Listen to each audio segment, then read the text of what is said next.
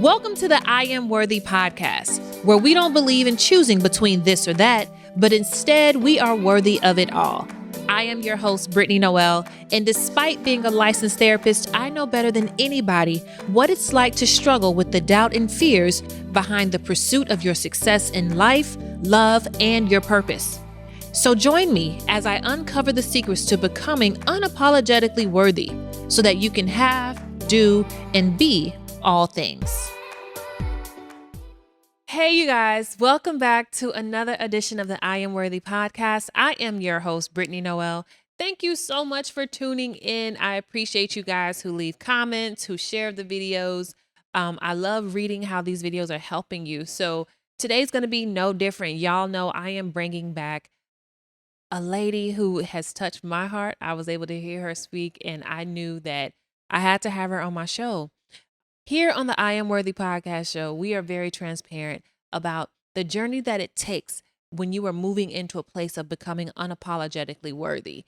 And I feel like the guest for today is going to highlight what this journey looks like beautifully. So you guys, please join me in welcoming Miss Nicola Mitchell to the show. She is the founder of Girls Who Brunch. She is a writer, and she is also a change agent. Welcome, ma'am. How are you? Peace, Queen. How are you? I'm good. I'm so happy to have you on the show. I'm happy to be here too. Even though I'm long distance, I could not be here. I know. So I met you guys. I met Miss Mitchell at the event that Live Fully event that I was on a panel at. She was on a panel. And when I heard you speak and I heard your story, your testimony, I was like, oh, wow. She's somebody I want to get to know a lot more.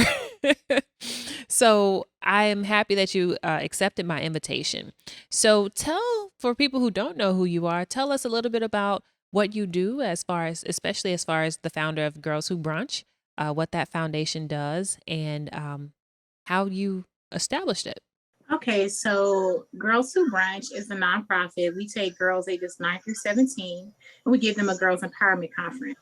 I sponsor 50 to 100 girls who are rescued from the sex trade, girls in group homes, girls in foster care, and I put them with girls from a better circumstance and let them just have fun and subliminally teach them at the same time. As of date, we have serviced 25,000 girls nationwide. Wow. We are in 21 cities, and this was all started by chance. I was one of those girls. I was what you consider to be at risk. Coming from Jamaica, moved to Las Vegas. I felt very different, very alone. I started writing all these little stories and stuff. And I was raped the first time in church by my choir director. I was 14. And I just felt like something was wrong with me. I thought I did that. It was me who brought that to me. Because after that, it happened several other times by men that were supposed to be protective of me. Mm-hmm. And I felt lost. I really felt like something was wrong. And someone believed in me and helped change me and my circumstance and my thought process. So with that being said, I felt like I had to bring it, pay it forward. And I met a group of girls in Charleston, South Carolina that didn't even know pizza came in a box in 2015. So that they were my motivation that's where we're going to start. We're going to do something there. And that's where Girls Who Brunch Tour was birthed. Absolutely. And that was the part of your testimony that really touched me, because a lot of the ladies that I work with, a lot of my clients have experienced rape, molestation, not once, not twice, multiple times.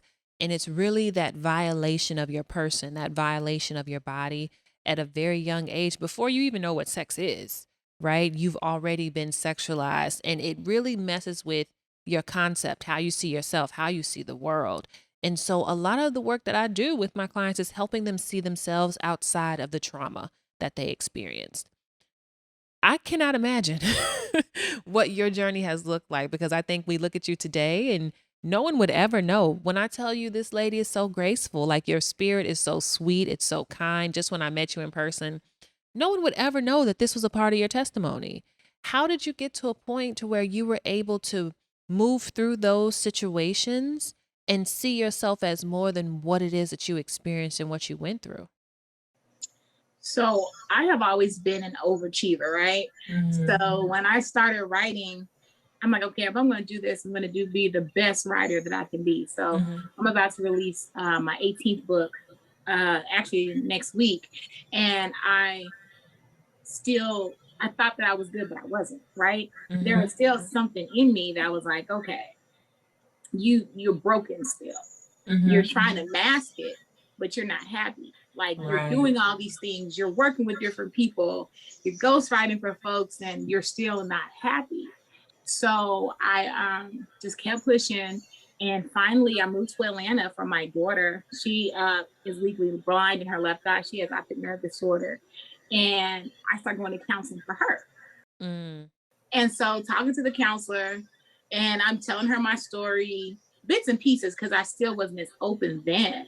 Right. And he was like, wait a minute. How do you feel about your mother? How's your relationship with this? I'm like, oh, we're good. Da, da, da, da. But I was saying some of this BS like it was okay, and it really wasn't, right? And I had to like come to grips with that. I was 33 years old. So there was another person who raped me that was close to my family. And I actually called him. Like I went to church that day and I called him on the phone. I was like, I forgive you. And the best gift that he could have ever given me though was like, he did not deny it like I've heard other people go through. And he apologized. He didn't make it better, but that was like the first step though of my healing. And I just was working on it, working on it, working on it. And I was diagnosed with cancer a couple years ago, and that honestly is what made all the chains break, because when you're going through something like that, it's like you may not be here. So are you gonna hold on to this and let it still wear you down, or are you gonna keep moving? And I just decided just to keep moving. And I promise you, like mentally, physically, my skin is clear, my hair is thick up. Like I had onset alopecia because I was beat up by my ex-husband, and he pulled my hair out. So on my sides, I always just wore my hair down because I was scared to show my hair, and my hair is grown back. But I'm going to doctors to tell me it's never going to happen. And what I had to learn is I had to, negativity and hurt brings like what's the word? It brings like I want to say vaccines, but not vaccines, like bacteria in you, right? Yes. And it's like you have to get rid of all that. And once I got rid of the bacteria that was living inside of me with hurt, pain, and start taking care of myself, Yes. I start seeing it not just from the outside, but I'm feeling it from the inside as well. And I promise you, this is the happiest that I've ever been in my entire life. And I'm 42 years old. Oh my gosh. Yes to happiness. Yes to happiness. And Yes. that's a journey that a lot of women are on right now. And I think that you hit the nail on the head when you were talking about what you needed to let it go. Because when you really realize, okay, I could be gone. Like the kids gonna have to fend for themselves. Like, what am I gonna do with what's left? And that's one of the things that I really help people see is that you can spend every day on this earth looking at what was behind you. All the while you're missing at the beautiful life that could be in front of you, but you got to change your perspective. When you started that healing, how did you go from seeing yourself as this hurt, broken individual into a more empowered and a healthy woman? What did that perspective shift look like for you? So with Girls Who Brunch, like I told people, oh, I was raped, da, da, da, da, right? The cookie cutter answer, right? And these kids start telling me their situations. So I do like this anonymous panel, and they we collect their questions. But after I tell them, like they read my bio, they're like Forbes, Essence, da da da da da, and then I'm like, this happened to me. It makes everybody in the room, girls and women, open up, right? And I realized that they are becoming more and more and more vulnerable with me. The question might be not just for me, but for the panelists. How did you start your business? To what if it was my brother? What if it was this? And I remember it was one girl to Brunch in Detroit. This baby put the question in my hand. She was like, I need you to answer it. So I read the question. I act like I don't know who gave me this question, right? But the question was, what if it comes to you at night? So that was when I opened up and I broke it down. Like I said, I told her I didn't even know because I was raped. And then I went to my kid's father and asked him to have sex with me like so soon after because my 14-year-old mind thought that that was going to make me feel better. I didn't know who she belonged to until she came out. I never admitted that. But when she came out, she looked just like him. I was like, okay, God, all right, cool. But so it's like every time I have a girls who brunch experience, it's like counseling and therapy for me because I'm telling my story.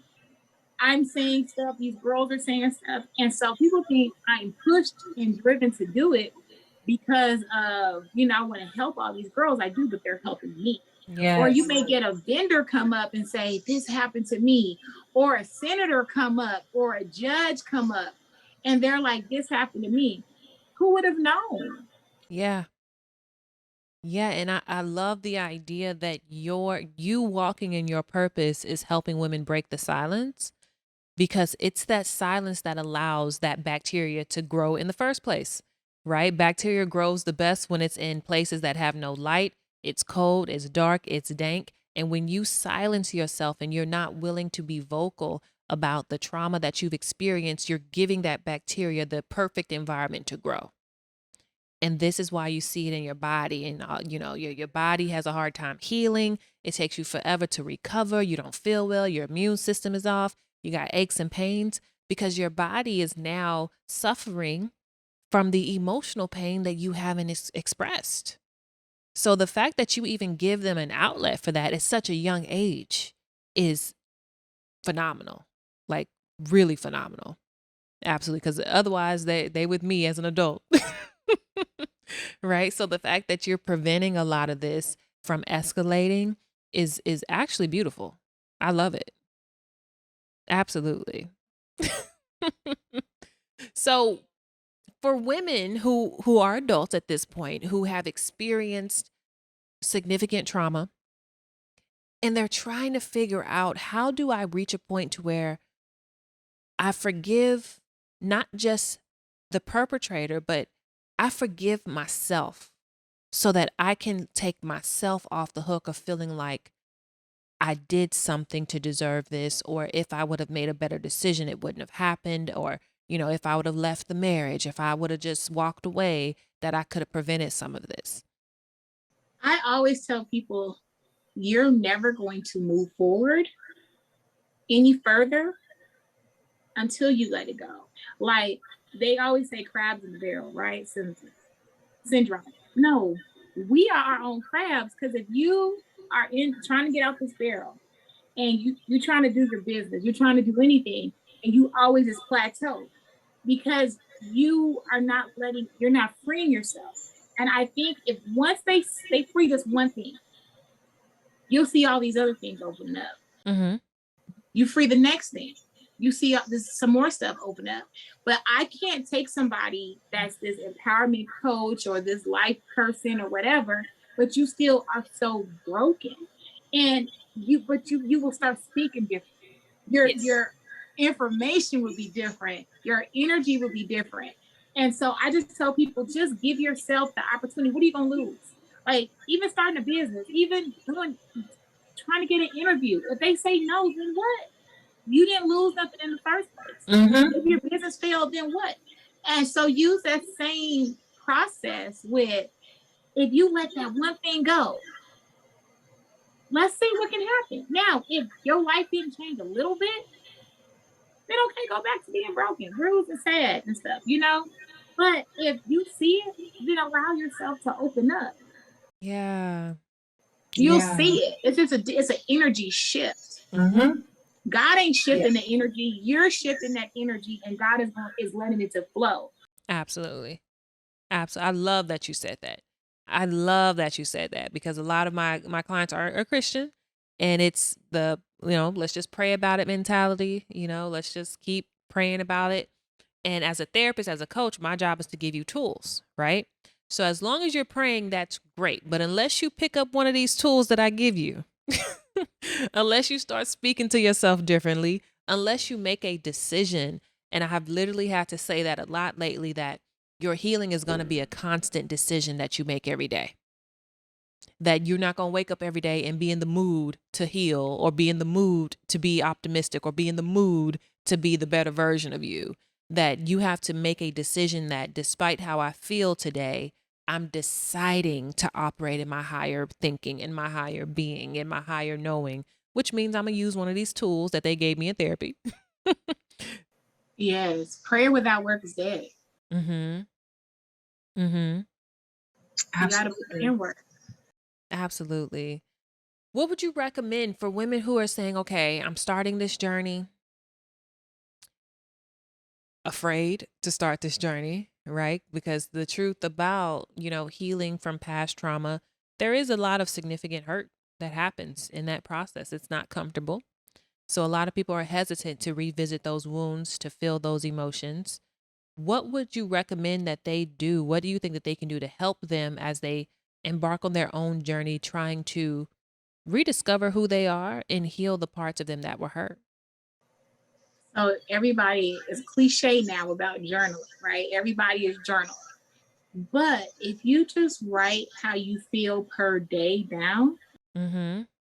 and just record it and go back to it, you will see the difference in your process. As you made today, I am hurt. This is this. I'm ugly. I'm broke, whatever.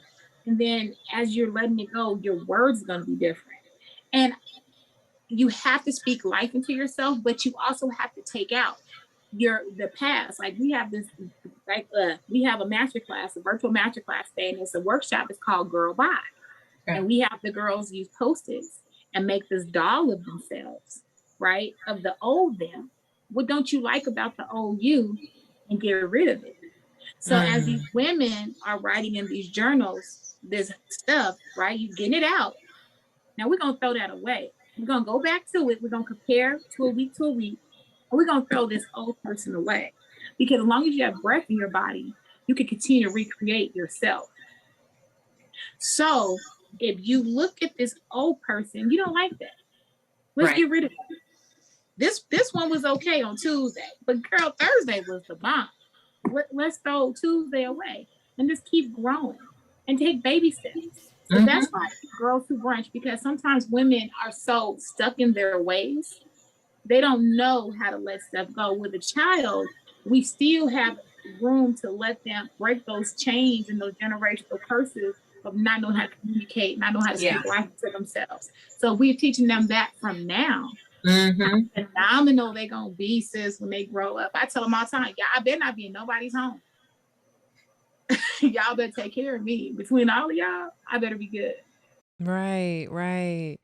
Yeah, I agree with you. When you get them as kids, that's the most opportune time, because they haven't had time to solidify a lot of beliefs that they have about themselves. And so they're willing to stretch, they're willing to be flexible, and even just consider a new perspective.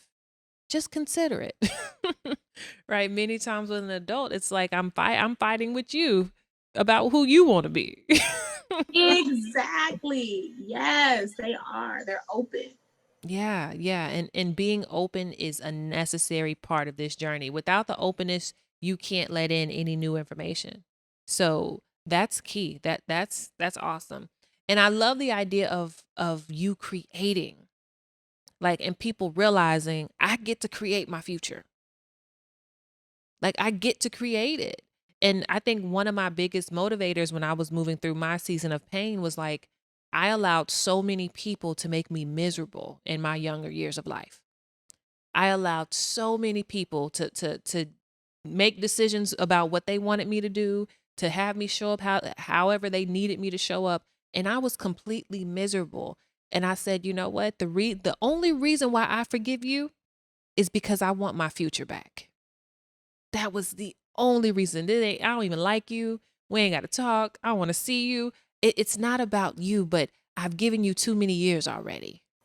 Yeah. And I would rather have my future. And people don't realize that when you are refusing to forgive them or forgive yourself, you are literally chopping away at your future because you're tainting it with what you've already been through, what you've already seen. Yeah. Yeah, I'm not willing to give that away. You have to change the people around you. I went to Miami with a girlfriend, childhood friend, and she was like, "Girl, we're gonna have to get Snapchat. You don't have to get Snapchat because you can't document." I said, "Baby, I get paid to post. Number one. Number two, who am I worried about? Somebody in Las Vegas that is sitting at home that's gonna judge whatever I'm doing anyway? No.